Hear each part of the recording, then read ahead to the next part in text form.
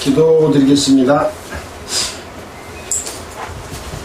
우주 만물을 창조하시고 인류의 역사를 주관하시는 능력의 하나님 아버지께 영광과 찬송을 드립니다. 또한 우리를 죄에서 구원하여 주시고 하나님의 백성으로 삼아주심에 감사를 드립니다. 또 그리고 늘 말씀 가운데로 인도하셔서 주님의 합당한 뜻 가운데서 살아갈 수 있도록 우리를 지켜주심에 감사를 드립니다. 오늘 또 기록된 성경 말씀을 통해서 하나님 아버지의 뜻을 배우고자 합니다. 함께하고 있는 모든 사람들, 주님께서는 그 사람들의 마음을 어루만져서 참으로 주의 말씀을 받아들여 주의 영광에 참여되는 놀라운 축복을 함께할 수 있도록 도와주시기를 원합니다. 처음부터 끝까지 주님 주관하여 주시옵소서. 우리를 권해주신 예수 그리스도 이름으로 기도드렸습니다.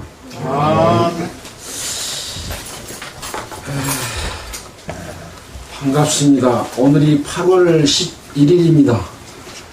8월 15일이 넘으면 날씨가 많이 서늘해질 것 같긴 한데요. 아직도 굉장히 덥습니다. 특히 이제 농촌에서 일하신 분들은 밭에 나가서 햇빛을 쬐다가 일사병에 걸리면 굉장히 위험하니까 한낮에는 밭에 나가시면 안 됩니다. 지금 세계적으로는 이스라엘이 그 하마스 지도자를 이렇게 암살했다 해가지고 이란이 이스라엘에게 보복을 하겠다고 이런 상황이 되어 있습니다. 이란과 이스라엘 또 아랍 여러 진영들과의 싸움은 지금 최근에 있었던 싸움이 아니고 우리 구약 성경에서 이스라엘 백성과 그들과 전쟁은 수없이 진행되어 왔었던 역사 속에 있는데 그 싸움이 지금도 진행되고 있는 거죠. 그래서 이제 성경에는 마지막 때가 되게 되면 그 아랍 진영들과 러시아가 함께 동맹을 맺어서 이스라엘을 침공하는 그런 일이 있다고 되어 있기 때문에 어찌됐든 이 중동 전쟁이라고 하는 것은 성경 가운데서 굉장한 중요한 의미를 가지고 있습니다. 이스라엘은 예수 그리스도를 십자가에 못 박혀 죽임으로 말미암아 2000년 동안 나라 없이 흩어져 있다가 1948년 5월 14일 날 독립을 했습니다. 이 독립으로 인해서 이 아랍과의 싸움들이 계속해서 진행이 되고 있는 거죠. 그러나 하나님께서는 이스라엘 백성들을 자기 땅에 돌아오도록 말씀하셨고 그것이 마지막 때에 이루어질 걸로 되어 있고 지금도 이스라엘 백성들은 자기 땅으로 돌아오지 못하고 전 세계에 흩어져 있는 사람들이 많지만 이스라엘이 더욱더 어려움을 당하게 되면 그들은 자기 땅으로 돌아오게 될 겁니다.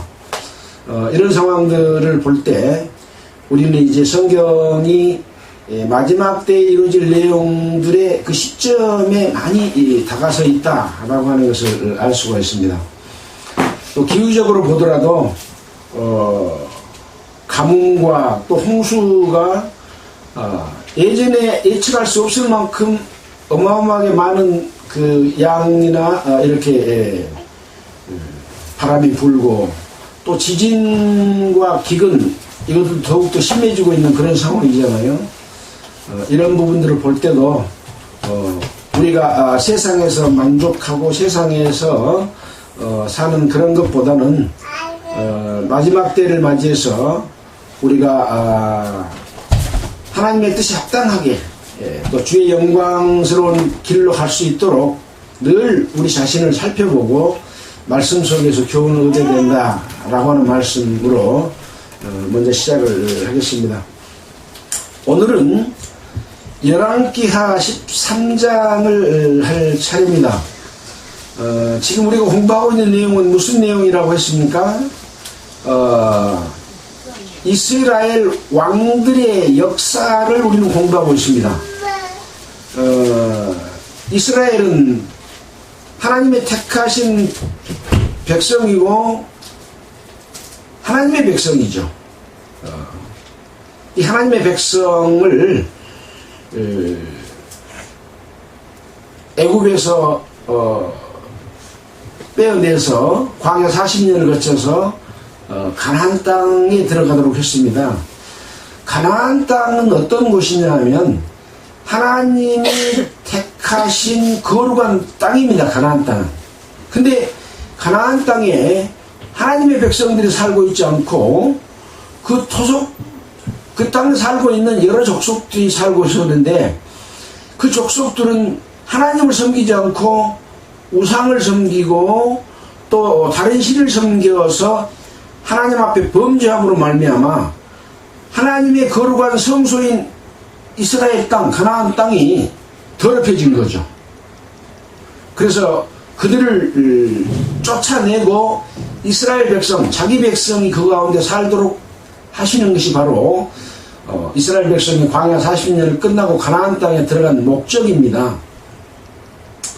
가나안 땅에 들어갔는데 그 가나안 땅이 거룩한 땅이어야 될 텐데 들어갔는데도 거룩한 땅이 되지 못하고 계속 그 남아있는 족속들이 다른 신을 섬기고 우상을 섬기고 이스라엘 백성들로 하여금 또 죄를 짓도록 하는 그런 일들을 계속하고 있어요. 그래서 하나님은 이스라엘 백성들에게 가나안 땅에 들어가게 되면 가나안 땅에 살고 있는 족속들을 하나도 남기지 말고 다 진멸해라 라고 말씀을 하셨죠. 왜 그랬겠습니까?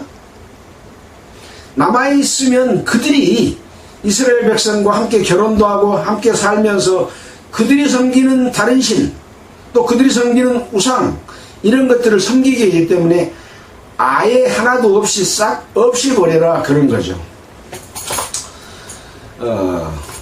이제 우리는 이스라엘 왕들의 역사를 공부를 하고 있는데 가나안 땅에 들어가서 방금 말씀드린 대로 가나안 땅을 하나님의 성소, 거룩한 곳, 하나님의 백성이 살 수 있는 그런 환경이 되어야 될 텐데 그렇지 못했다라고 하는 거죠.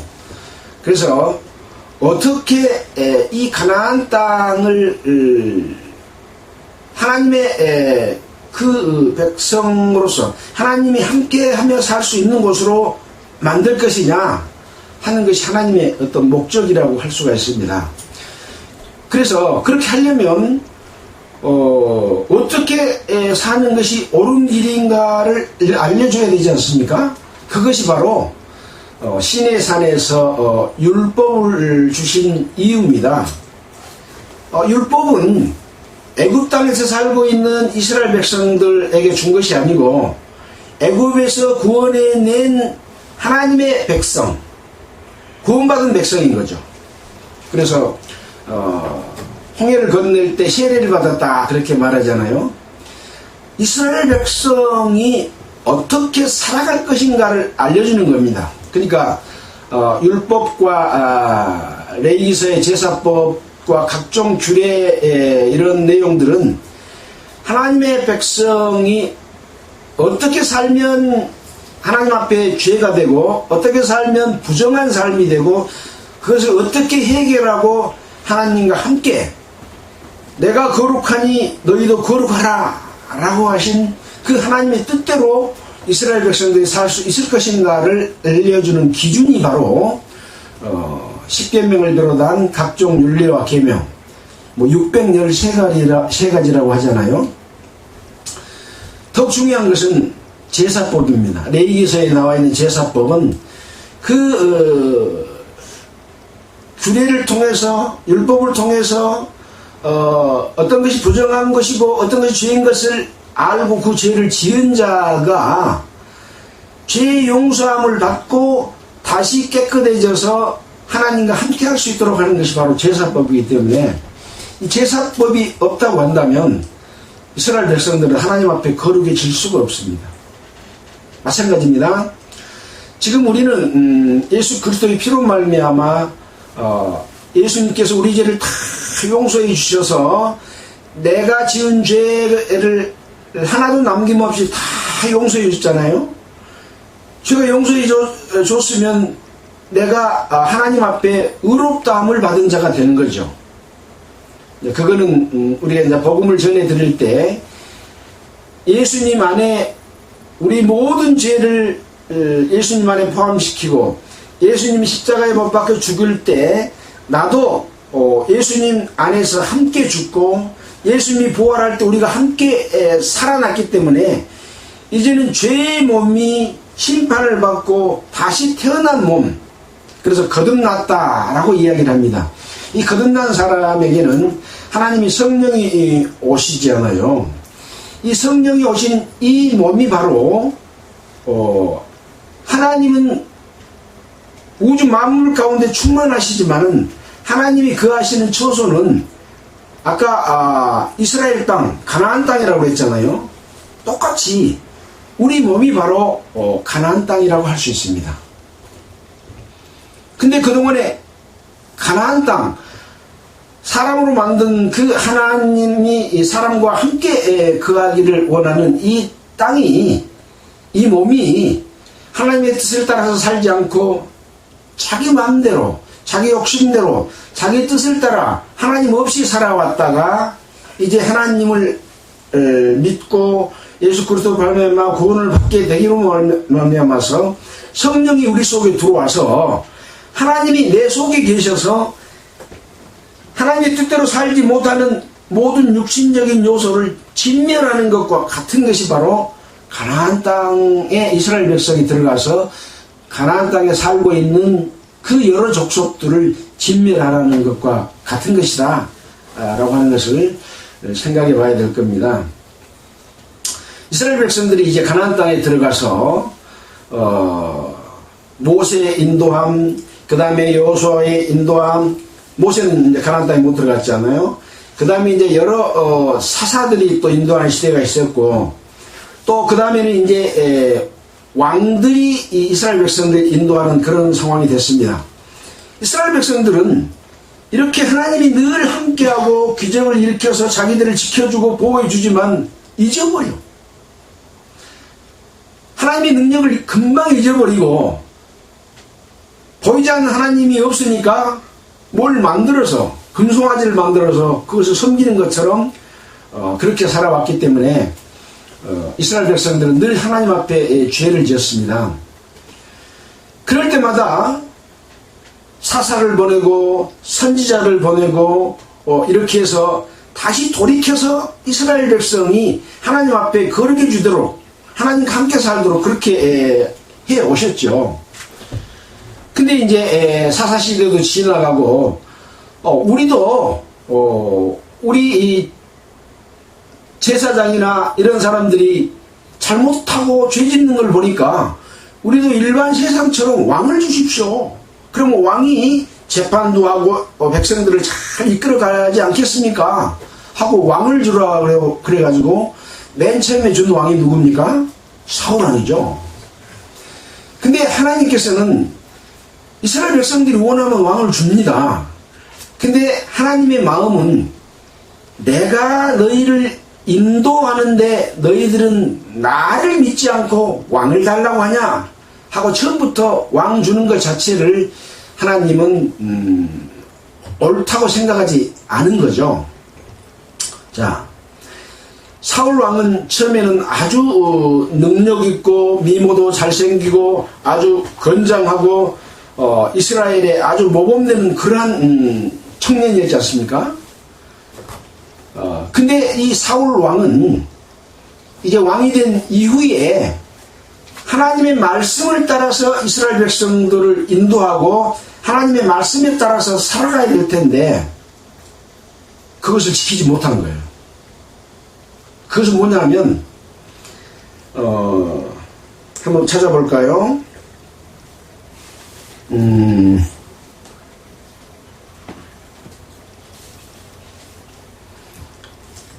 사무엘상 15장 20절을 한번 보겠습니다. 사무엘상 15장 20절.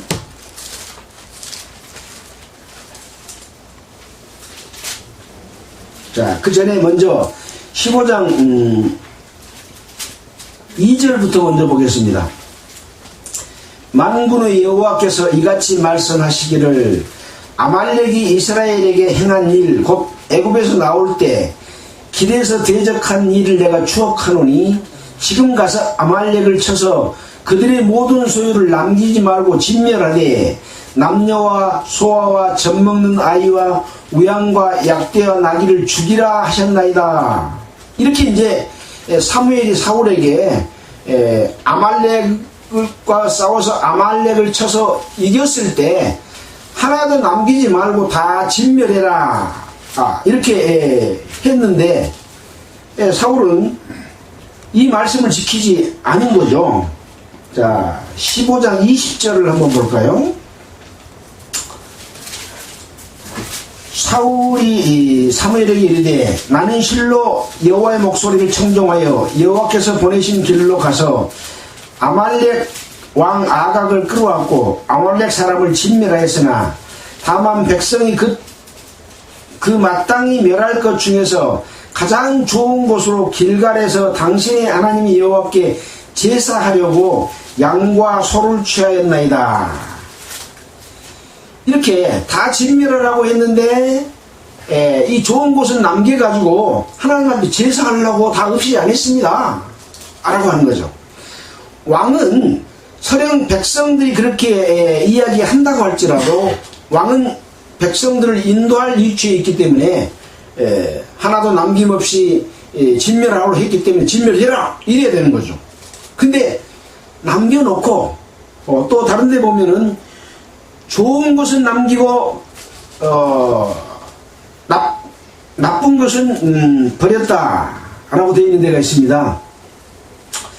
15장 8절로 보면 아말렉 사람의 왕 아각을 사로잡고 칼날로 그 모든 백성을 진멸하였으되 사울과 백성이 아각과 그 양과 소의 가장 좋은 것 또는 기름진 것과 어린 양과 모든 좋은 것을 남기고 진멸키를 즐겨 아니하고 가치 없고 낮은 것은 진멸하니라. 이렇게 진멸을 해야 될 텐데 안 좋은 것만 진멸하고 좋은 것을 남기고 이렇게 사울 왕이 했습니다. 그러니까 여호와께서 이 행위를 보고 사울을 버렸습니다. 하나님이 해온 왕이지만 사울을 버린 거죠. 그러니까 이 버린 이유가 무엇이냐라고 하는 것을 우리는 굉장히 중요하게 생각을 해야 된다는 거죠. 뭐였습니까? 아말렉을 진멸해야 되는데 진멸하지 않고 좋은 것을 남기는 거예요. 우리가 구원받은 하나님의 백성이고 우리는 주님의 몸된 교회의 성전이잖아요. 우리 몸이. 근데 좀 괜찮은 거 좋은 것은 남기고 나쁜 것만 내 안에서 없애고 좋은 것을 남겨서 그 좋은 것 가지고 즐기면서 살고 하면은 하나님이 그 성도를 좋아하실까요? 예. 사울 왕에게 아말렉과 싸워서 모든 것을 다 진멸하라고 하는 것처럼 우리는 하나님의 말씀으로 살아가면서 하나님의 말씀과 유배되는 우리 육신의 요구들이 많이 있잖아요. 근데 나쁜 것은 없애고 좋은 것은 냉간함. 누가 볼 때 좋은 거예요? 하나님 볼 때 좋은 거예요? 자기 볼 때 좋은 거예요? 네, 사람 볼 때, 자기 볼 때 좋은 것은 남겨놔. 그러면 하나님이 사울을 버렸어요? 안 버렸어요? 버린 것처럼 우리도 하나님의 사랑을 잊지 못하고 하나님과 함께 갈 수 없는 그런 것이다 라고 하는 것을 알려주는 것이 되는 거죠.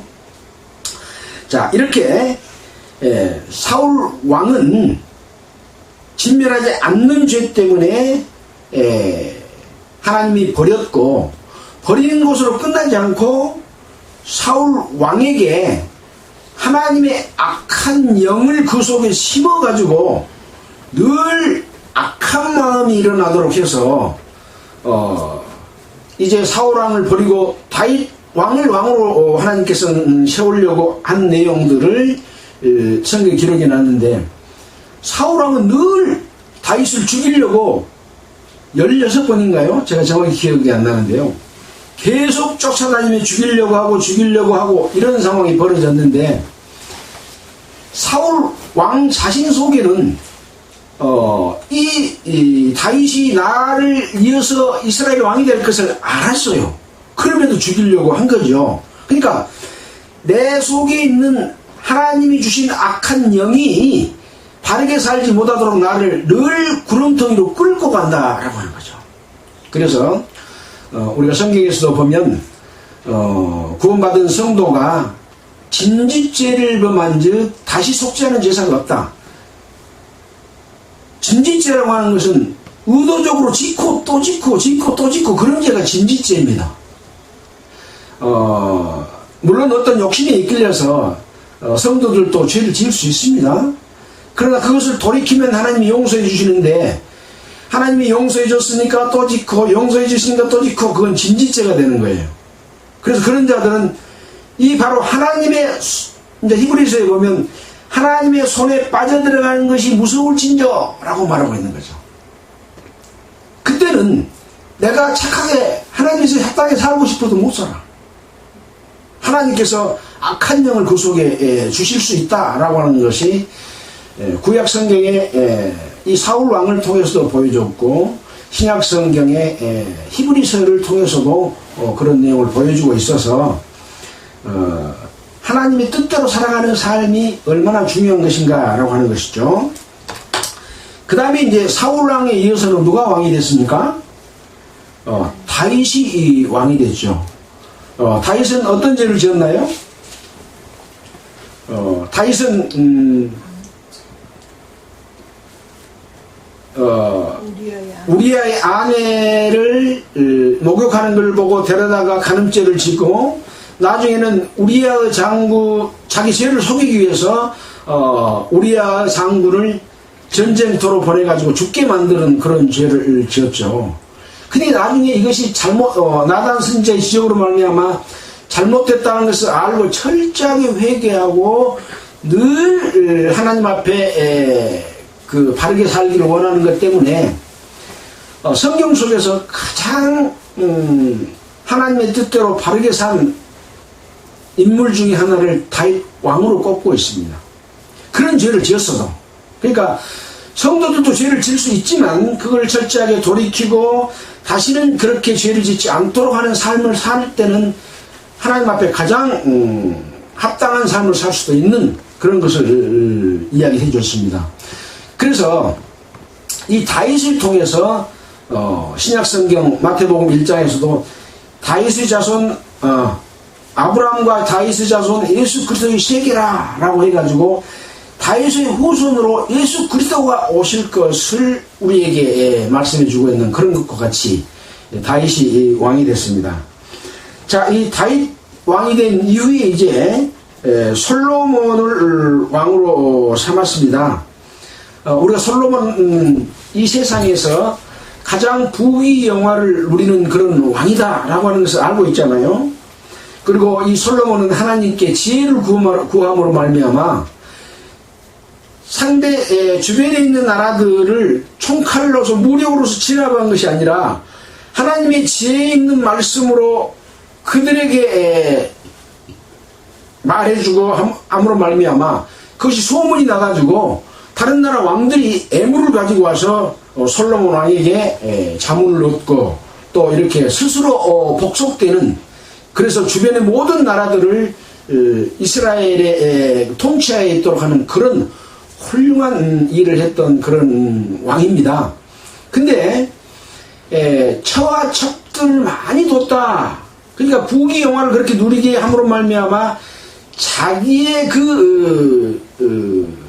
말하자면은 그 쾌락이나 즐거움 이런 것들을 누리는 쪽으로 살아왔던 부분들이 있었고, 나중에 나이가 들어서는 이 처와척들은 이스라엘 백성 중에서가 아닌 다른 나라 이방의 그 처와척들을 데리고 삶으로 말미암아 나중에 나이 들어서는 그들이 섬기는 신을 섬겼다라고 하는 내용을 우리는 성경에서 찾아볼 수가 있습니다.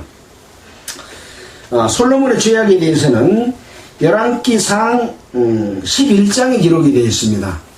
열왕기상 11장 한번 보고 갈게요. 열왕기상 11장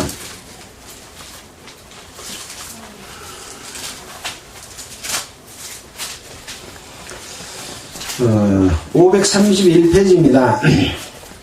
11장 5절부터 보겠습니다. 이는 시돈 사람의 여신 아스다롯을 쫓고 암몬 사람의 가증한 밀곰을 쫓습니다. 솔로몬이 여호와의 눈앞에서 악을 행하여 그 붙인 다윗이 여호와를 온전히 조청같이 좇지 아니하고 모압의 가증한 금옷을 위하여 예루살렘 앞 산에 산당을 지었고 또 암몬 자손의 가증한 몰록을 위하여 그와 같이 하였으며 저가 또 이족 후비들을 위하여 다 그와 같이 한지라. 저희가 자기 신들에게 분양하며 제사하였더라. 나중에 이제 솔로몬이 나이 들어서 여호와를 떠나고 그 이방 여인들을 사랑함으로 말미암아 그들이 섬기는 모압과 암몬, 에돔과 시돈 이런 그들이 섬기는 신을 섬기게 되는 이런 죄를 지었습니다. 그러면 이 이스라엘 나라가 번창하겠습니까? 문제가 생길까요? 예, 이것으로 인해서 솔로몬 때에는 그래도 바로 벌을 내리지 않았습니다. 그 아들 때인 이 여로보암 이때에 나라가 나뉘었습니다. 그래서 북쪽 이스라엘과 남쪽 유다로 이스라엘 한 나라가 분열이 되어버렸습니다. 솔로몬의 죄 때문에. 자, 이렇게 나라가 분열이 되어버리면 이스라엘과 유다가 서로 전쟁을 치르고 또 그들이 잘못함으로 말미암아 다른 나라가 또 이스라엘을 공격하고 유다를 공격하고 이런 일이 반복되어 일어나는 내용들이 이 열왕기 상하를 통해서 계속해서 그런 역사가 이어져 내려옵니다. 그래서 오늘은 이제 말씀을 시작하기 전에 이스라엘 백성들, 하나님의 백성들이 무엇 때문에 하나님으로부터 이렇게 축복을 받지 못하고 도리어 저주를 받고 화를 당하고 나라가 나뉘어지고 또 죽기도 하고 이런 비극이 일어나는 것인가, 이것이 우리 성도들하고는 어떤 관계가 있는 것인가 하는 것들을 살펴보기 위해서 이 사울 왕과 다윗 왕 또 솔로몬 왕에 대해서 살펴봤습니다. 자, 이 솔로몬 왕 이후에 이제 남쪽 유다, 북쪽 이스라엘의 왕들의 역사가 또 계속 이어집니다. 오늘 이제 열왕기 하 13장을 한다고 했는데요. 이 남쪽 유다에서는 르호보암으로 인해서 나라가 됐고 1대 르호보암, 2대 아비암, 3대 아사, 여호사밧, 요람, 아하시야, 하달랴, 요아스, 아마샤 이렇게 쭉 이어져 내려옵니다. 그 다음에 북쪽 이스라엘은 여로보암이 1대 왕이고 그 다음에 나답, 바사, 엘라, 시므리, 오므리, 아합, 아하시야, 요람, 에후 이렇게 쭉 이어져 내려옵니다. 근데 이 하나님께서는 이 다윗과 언약하신 그 언약을 이어나가는 나라를 이스라엘에 두지 아니하고 유다에 뒀습니다. 그래서 하나님의 등불을 너희를 통해서 이어가겠다라고 하는 거죠. 그러면은 이스라엘이 하나님을 떠난 죄를 많이 질까요? 유다가 많이 질까요? 이스라엘이 많이 지겠죠.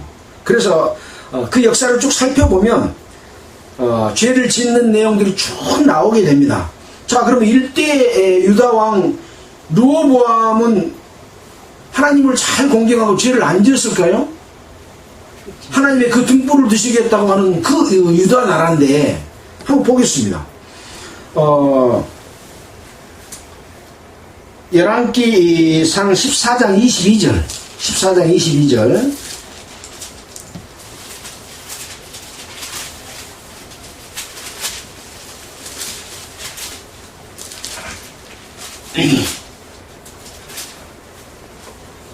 어, 539페이지입니다. 유다가, 여기서 유다라고 하는 것은 유다 왕 르호보암을 이야기합니다. 유다가 르호보암이 여호와 보시기에 악을 행하되 그 열조 행한 모든 일보다 뛰어나게 하여 그 범한 죄로 여호와의 노를 격발하였으니 뭐냐? 이는 저희도 산 위에와 모든 푸른 나무 아래 산당과 우상과 아세라 목상을 세웠습니다.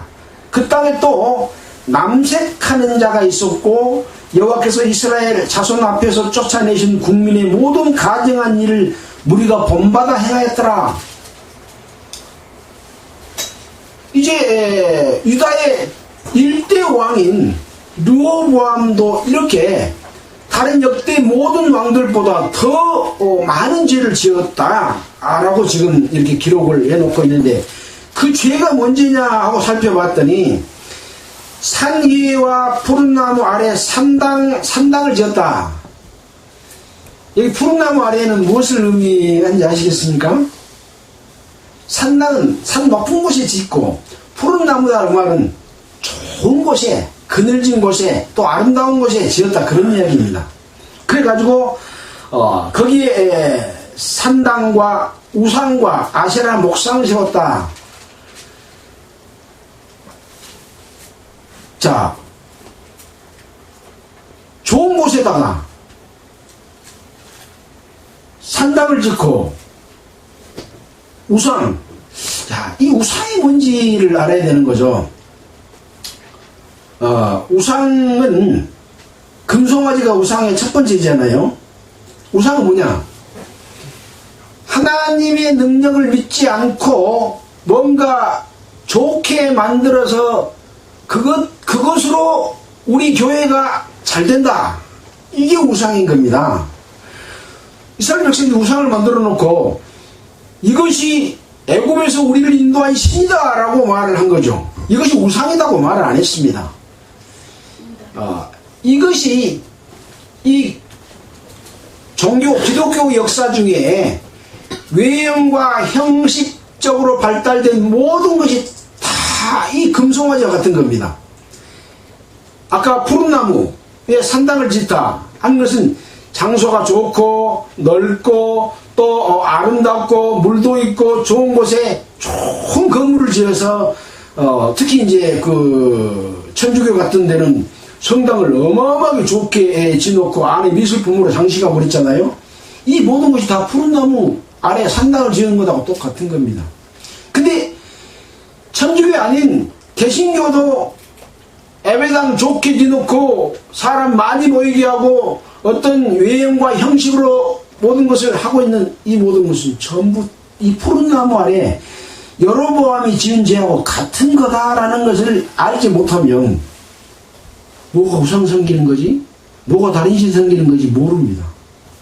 그래서 성경을 쭉 자세하게 읽다 보면은 이스라엘 백성, 이스라엘 왕들이 지은 죄가 뭘까? 지금 교회 시대에는 그것이 무엇일까라고 하는 것을 생각해 봐야 된다고 하는 거죠. 자, 이렇게 해서 르호보암이 죄를 지었습니다.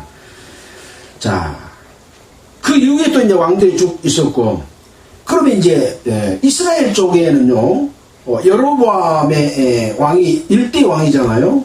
여로보암은 또 어떤 죄를 지었는지 한번 살펴보도록 하겠습니다. 열왕기상 12장 25절. 열왕기상 12장 25절. 이제 제목은 여로보암이 금송아지를 만들다라고 기록이 되어 있습니다. 29절, 28절부터 보겠습니다. 이에 계획하고 두 금송아지를 만들고 무리에게 말하기를 너희가 다시는 예루살렘에 올라갈 것이 없도다. 이스라엘아, 이는 너희를 애굽 땅에서 인도하여 올린 너희 신이라. 금송아지 2개 만들어 놓고 예루살렘에 가서 너희 제사를 지낼 필요 없다. 이 금송아지 앞에 지내면 된다, 이제 그 말이에요. 그래 놓고 이 금송아지 둘, 하나는 베델에 두고 하나는 단에 뒀는데, 이것 보고 뭐라고 했냐? 이스라엘아, 이 금송아지는 너희를 애굽 땅에서 인도하여 올린 너희 신이다 라고 말하는 거죠. 이 금송아지가 우상이다 그렇게 말 안 했습니다. 출애굽할 때 그 모세가 율법 받으러 올라갔을 때 아론과 백성이 금송아지 만들어 놓고 뭐라 그랬어요? 이 말하고 똑같은 말을 했어요. 이것이 우리를 애굽 땅에서 인도해낸 신이라 라고 한 거죠. 그러니까 뭐 만들어서 이거 섬기는 것이 아니고 보이지 않는 하나님의 능력은 잊어버리고 하나님이 안 보이고 모세가 안 보이니까 다른 것 갖다가 눈에 보이는 것으로 모토를 잡는, 그 보이는 곳 앞에 모이고 보이는 곳 앞에 장소 잡고 보이는 것을 놓고 제사 지내고 하는 이런 것, 이것이 바로 금송아지고 우상이다 라고 하는 거죠. 그래서 복음지 교회가 어떤 잘못된 생각을 한 성도가 회사를 만들어서 회사가 우리 교회를 지켜준다 라고 말할 때 또 다른 한 분이 회사가 왜 우리를 지켜주냐, 하나님이 지켜주시지, 그건 금송아지다, 맞는 말이었어요. 맞는 말이었어요. 이 금송아지는 그 회사만 금송아지가 아니라 지금도 뭔가 보이는 외형과 조직과 형식과 이런 걸로 이것이 우리를, 교회를 바르게 세우고 교회를 인도하는 방법이다, 그게 금송아지인 거죠. 그래서 그건 금송아지고 이건 금송아지 아니야가 아니다라고 하는 것을 잘 생각해서 분별할 수 있을 때, 하나님은 이 금송아지나 우상과 다른 신을 섬기면 함께하느냐, 함께하지 않는다라고 하는 것을 교훈받게 돼야 된다라고 하는 내용인 거죠. 자, 그래서 이 여로보암은 금송아지를 만들어서 그렇게 이야기했고, 두 번째는 뭐냐, 31절입니다. 저가 또 산당을 짓고 레위 자손 아닌 보통 백성으로 제사장을 삼았다 라고 하는 겁니다. 레위 자손만 제사장을 할 수가 있거든요. 또 이 레위 자손은 각 족속별로 해가지고 그 역할들이 각기 다 다른 부분은 우리가 레위기에 나와 있잖아요. 레위 자손이라고 다 제사장을 하는 게 아니에요. 제사장의 역할이 있고 제사장의 역할이 있고 또 제사장을 돕는 역할이 있고 이런 역할이 다 있는데, 보통 백성으로 제사장을 삼았다. 그럼 보통 백성은 제사장을 해서는 안 되는 거죠. 하나님이 일을 맡을 수가 없는 겁니다, 제사 직분을. 근데 지금 신약시대 때는 누가 제사장입니까? 다 알잖아요. 베드로 전서, 너희는 왕같은 제사장이다. 구원받은 성도는 제사장이에요. 왜 제사장입니까? 내가 복음을 전하면 그 복음을 듣는 사람의 죄가 용서되니까 제사장이죠. 제사장이 제 역할을 안 하면 또 안 되겠죠. 그 제사장인데, 제사장을 세울 때 구원받지도 않는 사람이 집사가 되고 장로가 되고 목사가 되면 보통 백성으로 제사장을 삼는 것이 됩니다. 교회에 많은 성도들이 있습니다. 어떤 사람은 열심히 목사 말을 잘 듣고 헌금도 잘 내고 봉사를 잘해. 어떤 사람은 구원 받았다고 하면서 열심히 안 해. 그러면 목사는 어떤 사람을 직분을 줍니까? 봉사 잘하는 사람 직분을 주죠. 근데 구원받은 성도가 저 사람이 구원받았다, 구원받지 않았다는 뭘로 알 수 있나요? 처음에는 간증을 통해서 알 수가 있죠. 그 다음에 그 성도가 살아가는 삶을 통해서 저 사람은 참으로 구원받은 자구나. 또 그 사람이 복음도 전해서 다른 사람을 구원받게 하기도 하고. 그러면 확실히 우리 형제고 자매구나, 내가 받은 구원하고 똑같구나, 이렇게 인정을 할 수 있는 거거든요. 근데 구원 간증도 제대로 안 해. 근데 열심히 봉사를 잘해. 근데 구원은 받았다고 구원 간증은 확실한데 또 바르게 살기도 했는데 지금은 열심히 안 해. 그런 사람한테는 직분을 안 준 거죠. 그래서 구원은 못 받았는데 열심히 한 사람, 목사 말 잘 듣는 사람을 집사를 삼고 장로를 삼습니다. 또 그런 사람을 목사로도 세웁니다. 그러면 뭐 되는 거예요? 보통 백성으로 제사장을 삼는 것이 됩니다. 이게 여로보암의 죄입니다. 네. 이 여로보암의 죄는 요 열왕기상 이후 역대상 역대하 쭉 가면서 왕들이 여로보암의 길로 행했다라고 하는 내용들이 죄 짓는 왕은 거의가 다 이 여로보암의 길로 행했습니다. 그러니까 뭐 큰 죄를 짓는 게 아니에요. 우상 만들어 놓고 우상이 이것이 바로 우리를 인도하는 신이기 때문에 이것으로 인해서 교회가 유지된다라고 하는 것이고 보통 백성으로 재산을 삼는 거고요. 또 한 가지가 있습니다. 자, 보겠습니다. 33절입니다. 아니죠. 32절에 8월 곧 그달 15일로 절기를 정하여 유다의 절기와 비슷하게 하고 단에 올라가되 베델에서 그와 같이 행하여 만든 송아지에게 제사를 드렸으며 지은 산당의 제사장은 베델에서 세웠더라. 저가 자기 마음대로 정한 달 곧 8월 15일로 이스라엘 자손을 위하여 절기로 정하고 거기서 분향했다. 하나님의 절기와 비슷한 날짜로 해가지고 이 여로보암 왕이 절기를 정해갖고 그날 우리가 지키고 하나님 앞에 분향하자 그런 거예요. 이거는 지금으로 바로 뭘까요? 어떤 교단이나 종교 집단이나 어떤 무리들이 날을 정해놓고 그날을 우리 준수하고 지키자. 그날 예배드리자. 이 분양은 예배드리는 거예요.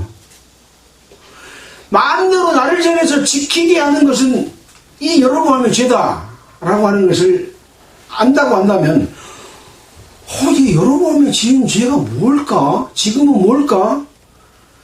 아무 날 정해놓고 그거 지키라고 하는 건 안 되는 거예요. 안 되는 거예요. 그러니까 성경에서 무엇이 큰 죄인지를 모르니까 그냥 막 일요일, 수요일, 목요일, 금요일 막 날 정해놓고 충성하고 봉사하게 하고 다 이런 일을 시키는 거예요. 근데 그게 여로보암의 지은 죄다니까요. 그래서 이런 내용들을 잘 알지 않으면 안 된다라고 하는 것이죠. 자, 이렇게 지금 이 지은 죄, 아까 사울이 지은 죄, 솔로몬 왕이 지은 죄, 르호보암이 지은 죄, 여로보암이 지은 죄의 죄들이 이스라엘과 유다 왕들의 역사 속에 계속 흘러내려가면서 그 죄를 계속 반복해서 이야기하고 있습니다. 자, 오늘 중간 여러 왕들의 내용도 다 읽어보면 그렇네? 그 죄가 딴 죄가 아니라 다 그 죄네? 라고 알 수 있을 것이지만 시간이 없어서 다 못하니까 오늘 열왕기하 13장 하면서 또 살펴보도록 하겠습니다. 열왕기하 13장입니다. 유다왕 아하시아의 아들 요아스 23년에 에우의 아들 요아스가 사마리아에서 이스라엘 왕이 되어 17년을 치리하며 여호와 보시기에 악을 행하여 이스라엘을 범죄케 한 느바스 아들 여로보암의 죄를 좇고 떠나지 아니하였으므로 누구 죄를 지었다 그랬어요? 여로보암의 죄를 지었다. 이스라엘 왕 요아스가 여로보암의 죄를 지었다. 아까 여로보암이 지은 죄는 뭐예요? 금송아지 만들고 보통 백성으로 제사를 삼고 자기 마음대로 날 정해갖고 그날 예배드리고 그것이가지고. 근데 이 여호아스가 그런 여호와 보시기에 악을 행하여 악한 일을 행했다 그랬는데 뭐냐? 여로보암의 그 지은 죄를 지었다 이런 얘기입니다. 3절 여호와께서 이스라엘을 향하여 노를 바라사 늘 아람 왕 하사엘의 손과 그 아들 베나단의 손에 붙이셨더니 이스라엘이 죄를 지면 주변 나라들로 하여금 이스라엘을 공격하게 해서 이스라엘을 죽이기도 하고 멸망시키기도 하는데 이렇게 느바스 아들 여로보암의 죄를 지으니까 여호와께서 이스라엘을 향하여 노를 바라사 아람 나라들을 들어서 이스라엘을 쳤다 그런 얘기입니다. 아람 왕이 이스라엘을 학대함으로 여호아스가 여호와께 강구하매 이렇게 이제 다른 나라를 들어서 치니까 여호아스 왕이 여호와께 기도를 합니다. 구합니다. 여호와께서 들으셨으니 이는 저희의 학대받음을 보셨습니다. 아람이 공격해가지고 많은 학대를 하는 거예요. 여호와께서 그걸 다 보고 계시죠. 근데 학대당한 것은 왜 학대당해요? 여로보암의 죄를 지었기 때문에 하나님이 노를 받아서 학대를 했어요. 근데 이 여호아스 왕이 하나님 앞에 구하니까 하나님께서 그래도 그 기도를 들어주죠. 네. 자, 그 내용이 이렇게 기록되어 있습니다.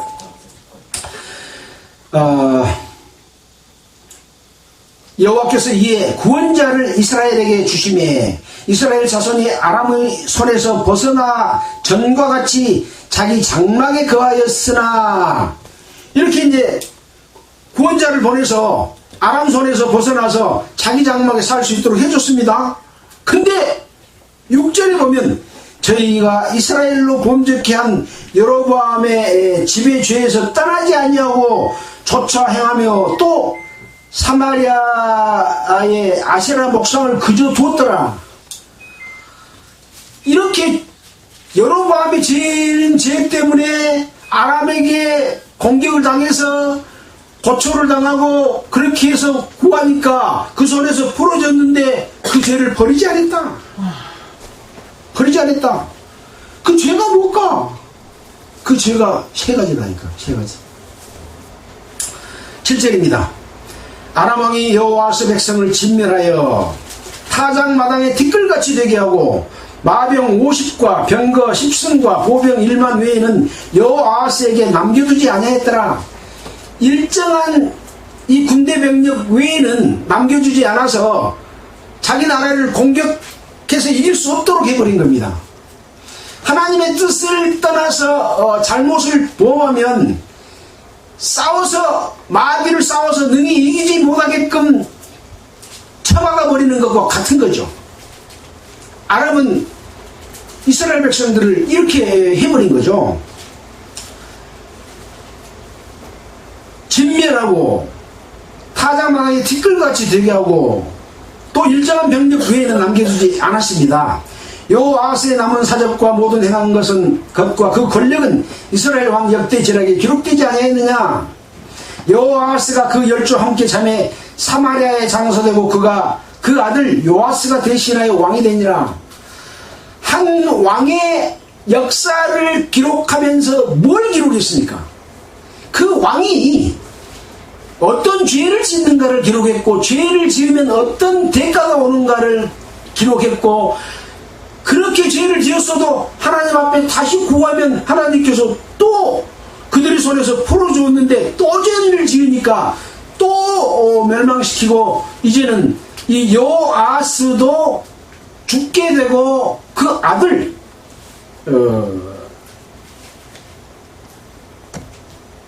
요아스가 대신하여 왕이 됐다라고 하는 내용을 기록해 놓은 겁니다. 자, 그 다음에는 또 이스라엘 왕 요아스에 대해서 기록을 해놨습니다. 유다 왕 요아스 37년에 요아스의 아들 요아스가 사마리아에서 이스라엘 왕이 되어 이스라엘의 수도는 사마리아고 유다의 수도는 예루살렘이죠. 16년을 치리하며 어쨌다고요? 여호와 보시기에 악을 향하여 이스라엘로 범죄케 한 느바스 아들 누구의 죄? 여로보암의 죄, 모든 죄에서 떠나지 아니하고 조차 행했다. 여기도 또 여로보암의 죄가 나오네. 여로보암의 죄가 뭐라 그랬어요? 세 가지. 우상 섬기고 또 보통 백성으로 제사장 삼고 또 날짜 정해놓고 그날 예배드리고 이거다니까요. 뭔 죄 큰 죄 살인하고 가늠하고 막 이런 죄 아니에요. 이걸 구분하지 못한다니까요. 자, 그래서 이 요아스는 또 금방 끝나요. 요아스의 남은 사적과 무릇 행한 일과 유다왕 아마샤와 싸운 권력은 이스라엘 왕 역대 제략에 기록되지 않았느냐. 성경에만 기록된 거 아니라 이스라엘 왕들의 역사 속에 이스라엘 역사 속에도 기록해놨다. 라고 지금 말하고 있는 거죠. 요아스가 그 10조 함께 잠에 이스라엘 왕들과 함께 사마리아에 장사되고 여로보암이 그 위에 앉으니라. 아까 1대 왕이 여로보암인데 지금 이 여로보암은 13대 왕이거든요. 그러니까 여로보암 2세라고 다른 또 그 성경을 해설하는 쪽에서는 그렇게 적어놓은 데도 있더라고요. 그래갖고 여로보암이 그 위에 앉았다 라고 있는 거죠. 자, 이제 14절에는 엘리사가 지금 선지자는 엘리사입니다. 그 이전에 선지자는 누구였습니까? 엘리야였죠. 하나님의 사람을 통해서 늘 이스라엘이나 유다에 하나님의 뜻을 전하고 이렇게 살아라. 또 죄를 지키게 되면 이런 벌을 받을 것이다. 또 앞으로 어떻게 될 것이다. 이런 내용을 말해주고 있는데 이 엘리사가 죽을 병이 들었다. 그러니까 이 요아스 지금 요 뒤에 기록한 내용은 여로보암 왕의 내용이 아니고 요아스에 대해서 다시 한번 이런 일도 있었다 라고 지금 기록해 놓은 겁니다. 순서대로 이게 보는 게 아닙니다. 중간에 섞여 있는 거죠. 그러니까 요아스가 이제 찾아가가지고 눈물을 흘리며 내 아버지여 내 아버지여 하고 이렇게 엘리사에게 이야기를 합니다. 엘리사가 이제 이 요아스 왕에게 활과 살들을 취하라고 하고 또 활을 잡으라고 하고 또 활을 쏘라고 하고 이런 내용이 기록이 되어 있습니다. 자, 그래서 19절에 보면 하나님의 사람이 노아에 가로되 왕이 5, 6번을 칠 것이니이다. 그리하였던 왕이 아람을 진멸하도록 쳤으리이다. 그런즉 이제는 왕이 아람을 3번만 치리이다 라고 앞으로 있을 일에 대해서 엘리사 선지자가 아람 왕에게 말해주는 그런 내용이 기록이 되어 있습니다.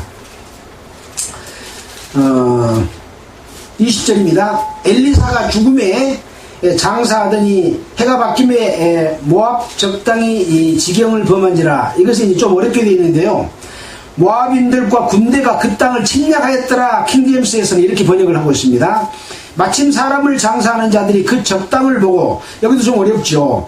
그들이 그 군대를 엿보고 그 시체를 엘리사의 묘실에 들이던짐에 시체가 엘리사의 뼈에 닿자 곧 회생하여 일어섰더라.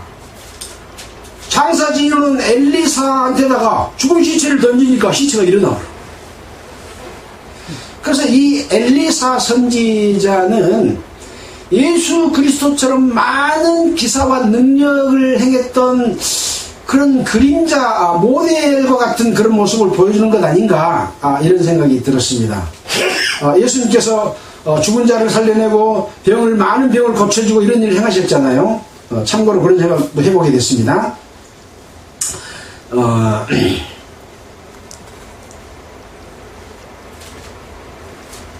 22절입니다. 요아스 왕 시대에 아람 왕 하사엘이 항상 이스라엘을 학대하였으나 여호와께서 아브라함과 이삭과 야곱으로 더불어 세우신 언약을 인하여 이스라엘에게 은혜를 베풀고 긍휼히 여기시며 권고하사 멸하기를 즐겨하지 아니하시고 이때까지 자기 앞에서 쫓아내지 아니하셨더라.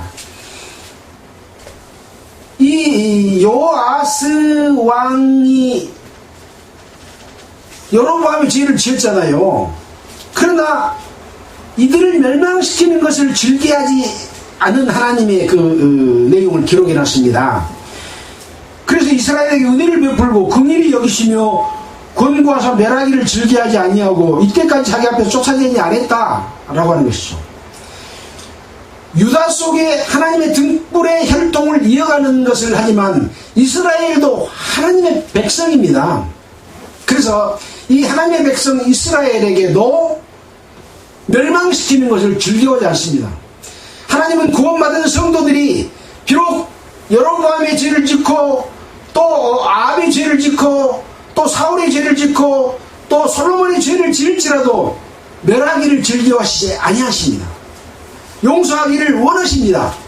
근데 뉘우치지 않고 돌이키지 않으면 처벌을 할 수밖에 없는 하나님의 심판을 자처하게 되는 그런 것이다 라고 하는 것이죠. 여기 하나님의 마음을 우리가 이해할 수 있는 부분입니다. 아람 왕 하사엘이 죽고 그 아들 베나닷이 대신하여 왕이 되매 여호아스의 아들 요아스가 하사엘의 아들 베나닷의 손에 두 성읍을 회복하였으니 이 성읍들은 자기 부친 여호아스가 전쟁 중에 빼앗겼던 것이라. 요아스가 베나닷을 3번 쳐서 파하고 이스라엘 성읍을 회복하였더라. 이렇게 여호아스는 여로보암의 죄를 짓고 잘못했지만 하나님께서는 그 이스라엘을 멸망시키기를 즐겨하지 아니하고 지금까지 지켜주시면서 아람의 진영에 있는 하사엘과 베나단의 손에서 두 성읍을 회복할 수 있도록 해주십니다. 이게 성도를 향한 하나님의 사랑이라고 하는 것입니다. 하나님은 구원받은 성도가 여로보암의 죄를 짓고 잘못된 길로 영원히 빠져서 하나님의 영광에 들어오지 못하게 되는 것을 기뻐하지 않으십니다. 돌이키고 다시 돌아와서 하나님의 능력만 믿고 성령만 믿고 거기에 의지해서 신앙생활 하기를 원하시는 그 하나님의 뜻이다.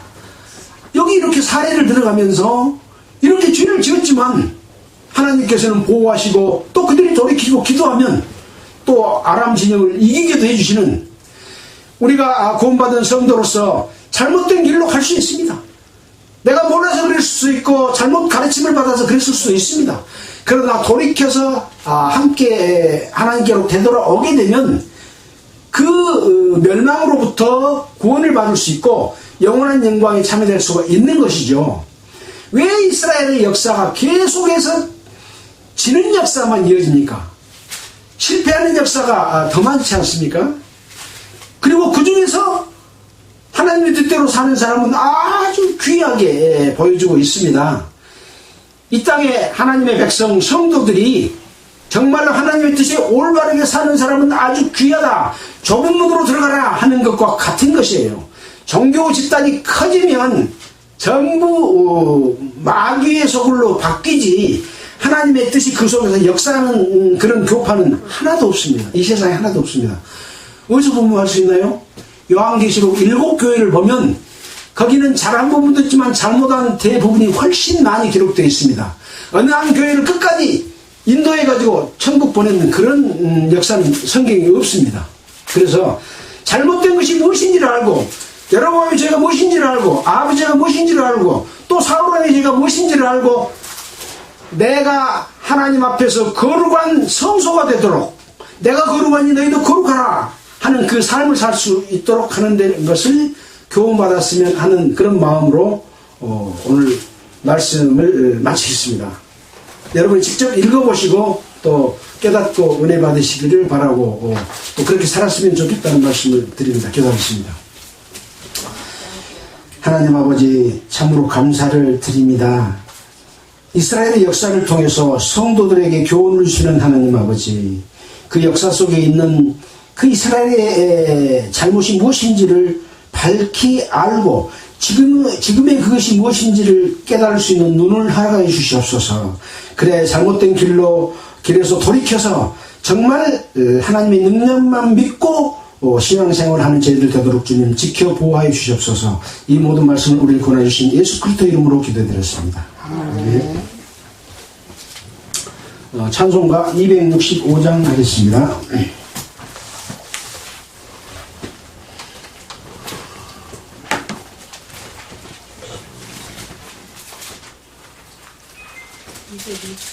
(65장입니다) 265장입니다.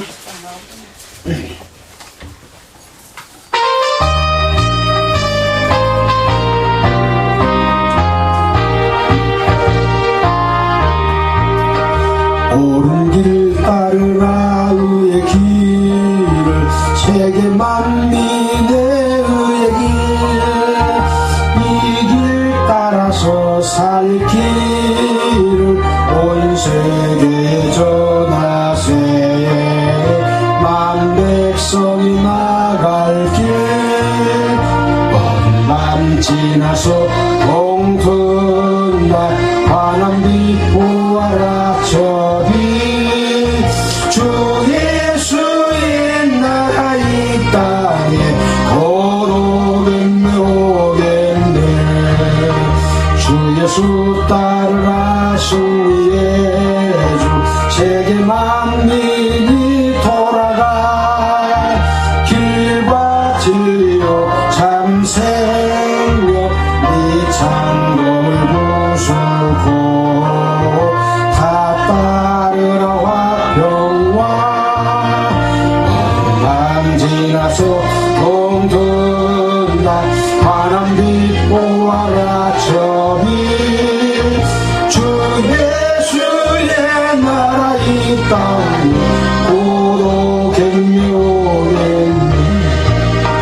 놀라운 이 소식 알리어라 세계 만민을 구하려 내 주 예수를 보내신 참 사랑의 하나님 만 백성이 따를 길 어둠 지나서 동튼날 환한빛 보아라 저비 주 예수의 나라 이 땅에 곧 오겠네 고난길 헤치고 찾아온 길 많은 백성을 구한 길 모두 나와서 믿어라 온 세상이 마침내 이 진리에 살겠네 어둠 지나서 동튼날 환한빛 보아라 저비 주 예수의 나라 이 땅에 곧 오겠네